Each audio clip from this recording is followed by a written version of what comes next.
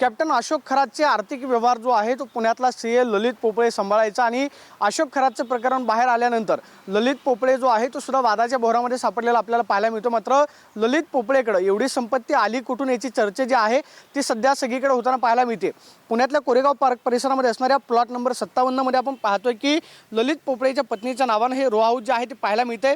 त्यामुळे एवढी संपत्ती काही कोटींची संपत्ती जी आहे ती पोपळेकडे नक्की आली कुठून हा सध्या चर्चेचा विषय बनलेला आहे। आपण पाहतो की प्लॉट नंबर 57 मध्ये हा पोपळेज बंगलो नावाने ही वास्तू जी आहे ते ओळखली जाते। आपण पाहतोय की या ठिकाणी बाहेर बोर्ड लावण्यात आलेला आहे पोपळेज नावाने plot number 57 lane number 3 Koregaon park या परिसरामध्ये आपण पाहतोय की ही जागा जी आहे ते ललित पोपळेच्या पत्नीच्या नावाने आहे। त्यामुळे पत्नीच्या नावाने एवढी संपत्ती जी आहे ती नक्की आली कुठून हा सध्या चर्चेचा विषय जो आहे तो बनलेला पाहायला मिळतोय। आपण पाहतोय की हीच ती जागा आहे प्लॉट नंबर 57 मध्ये हे रो हाऊस आपल्याला पाहायला मिळतात। एकत्रित जवळपास 7 ते 8 रो हाऊस जे आहेत त्या प्लॉटमध्ये आहेत। त्यामुळे काही कोटींची किंमत जी आहे त्या रो हाऊसची असण्याची शक्यता नाकारता येत नाही, कारण कोरेगाव पार्क परिसर जो आहे तो पुण्यातला अतिशय उच्चभ्रू असा परिसर आहे। या परिसरामध्ये घरांच्या किमती ज्या आहेत त्या अतिशय गगनाला भिडलेल्या आहेत आणि अशा प्लॉटमध्ये आपण पाहतोय की पत्नीच्या नावाने त्यांना जवळपास 7 ते 8 रो हाऊस जे आहे ते एकाच प्लॉटमध्ये खरेदी केलेले आहेत। त्यामुळे ललित पोपळेकडे एवढी संपत्ती नक्की आली कुठून हा सध्या चर्चेचा विषय बनलेला आहे।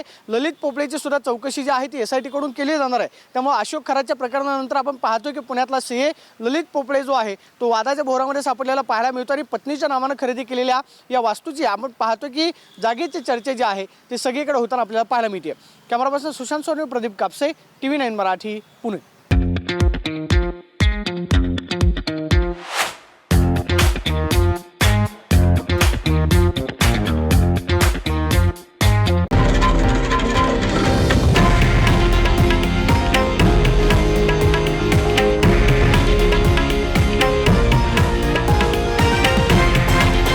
हे आहे देशातील नंबर 1 न्यूज नेटवर्क आणि आपण पाहत आहात TV9 मराठी, एकमेव।